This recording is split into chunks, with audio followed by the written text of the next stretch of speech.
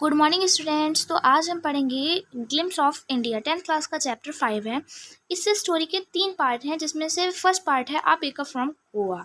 तो आज की हम इस वीडियो में यही पार्ट कंप्लीट करेंगे ग्लिम्स ऑफ इंडिया का। चलिए स्टार्ट करते हैं। The chapter Glimpse of India has 3 separate stories. Each story shows a different part of India, its people, customs, food and natural beauty. तो जो चैप्टर है ग्लिम्स ऑफ इंडिया, इसके 3 separate story हैं। प्रत्येक स्टोरी दिखाती है इंडिया के different part के पीपल को, डिफरेंट फूड को, डिफरेंट नेचुरल ब्यूटी को। हमारे इस फर्स्ट पार्ट में नेचुरल ब्यूटी गोवा के बारे में हमें बताया गया है। During Portuguese rule in Goa, bread making was a very popular business. जब पुर्तगीज गोवा पर शासन करते थे, तब उस समय ये ब्रेड मेकिंग का जो बिजनेस था वो बहुत ज़्यादा पॉपुलर था। Even after the Portuguese left, the tradition of baking continue. जब पुर्तगीज चले गए, तब भी ये ट्रेडिशन बेकिंग का कंटिन्यू रहा। The baker called pader was an important person in गोवान विलेज। बेकर को पैडर कहा जाता था और ये बहुत ज़्यादा इम्पॉर्टेंट पर्सन था गोवा के विलेजों के लिए। The baker's furnace was initial for making bread, cakes and other items. The baker's यानी जो बेकर की फर्नेस यानी होता है भट्टी, जिसमें केक वगैरह पकाए जाते हैं, वो भट्टी होती है।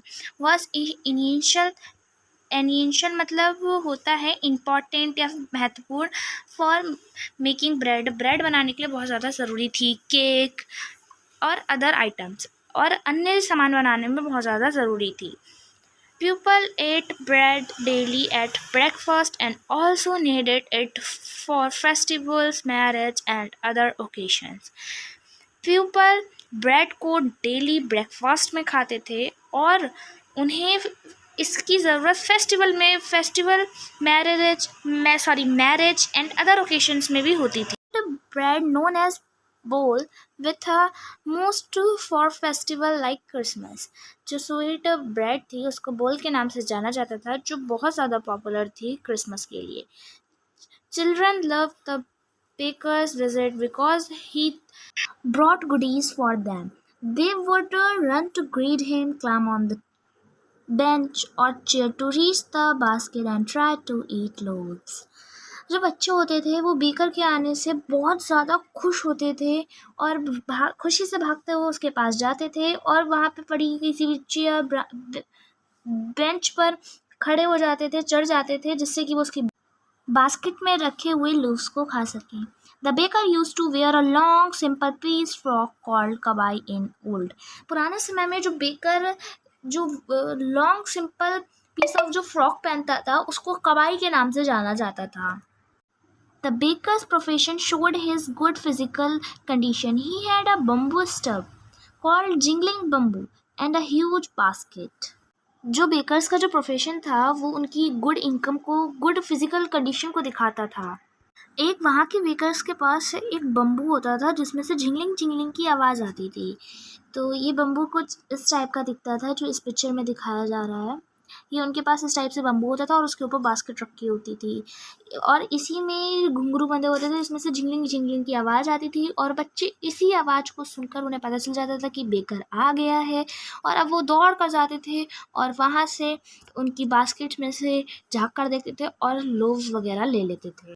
His arrival was known by the sound of his bamboo stub. जैसा कि हमने पहले बता दिया कि उसकी आवाज़ सुनकर उन लोगों को पता चल जाता था कि अब बेकर आ चुका है। This part highlighting how the tradition of bread making is Goa started with the Portuguese and is still alive. ये जो पार्ट है ये इस चीज़ को दर्शाता है कि किस तरीके से पुर्तगालियों के समय से ये जो ब्रेड बनाने का जो ये बिज़नेस चला आ रहा है, ये कैसे शुरू हुआ और ये कैसे आज भी जीवित है। अब हम आप लोगों को इस चैप्टर का लॉन्ग करवाएंगे। ये लॉन्ग ऐसा है कि आपको इसके खाली हम लॉन्ग करवाएंगे। ये लॉन्ग ऐसा है कि इससे आप शॉर्ट खुद ही बनाकर लिख देंगी, क्योंकि इस लॉन्ग में वो सारी चीज़ें ऐड की गई हैं जो शॉर्ट्स क्वेश्चंस में आ सकती हैं।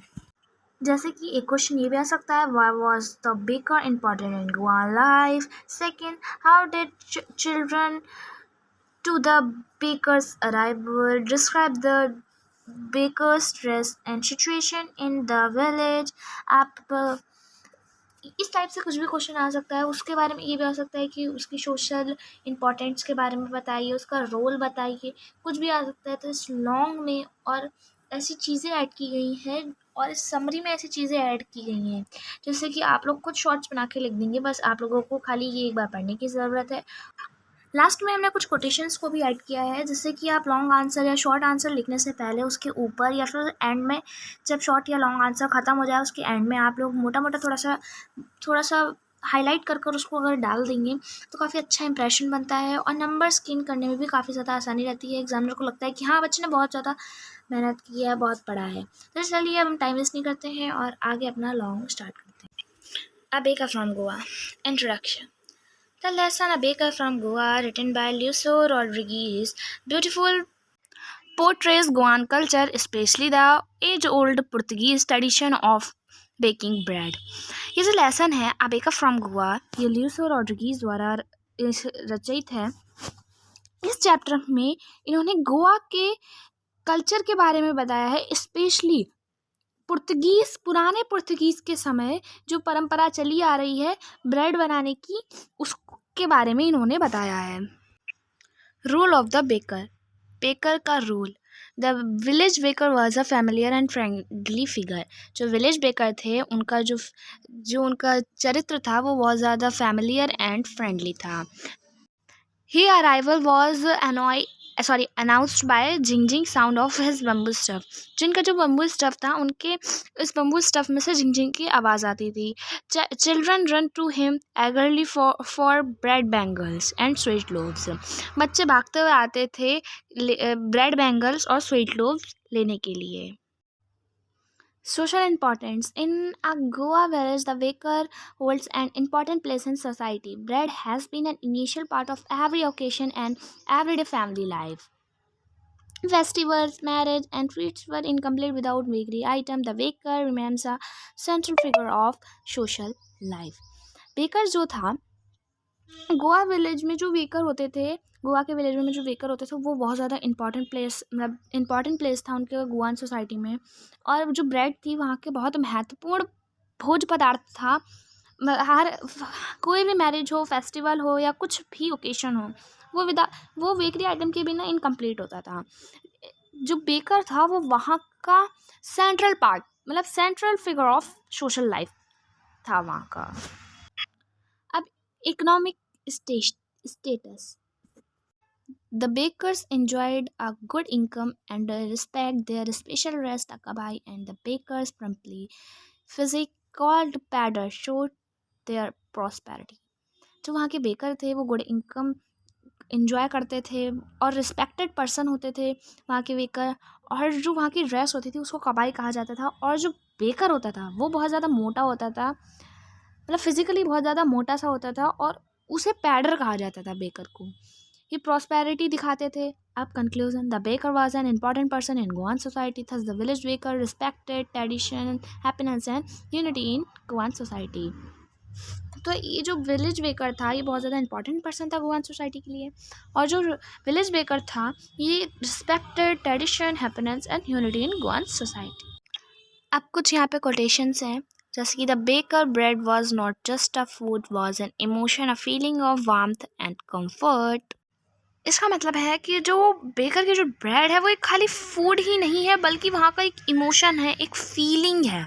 अब सेकंड है हमारा, in Goa bread is not just a staple, it's a way of life. जो गोवा की जो ब्रेड है वो खाली एक ब्रेड ही नहीं है बल्कि वहाँ के लोगों का जीवन का एक हिस्सा है, एक वे है। अगर आप लोगों को वीडियो अच्छी लगी है और अगर आप लोगों को मेरी वीडियो में समझ में आया है तो वीडियो को लाइक कीजिए, शेयर कीजिए, सब्सक्राइब कीजिए। Thank you for watching.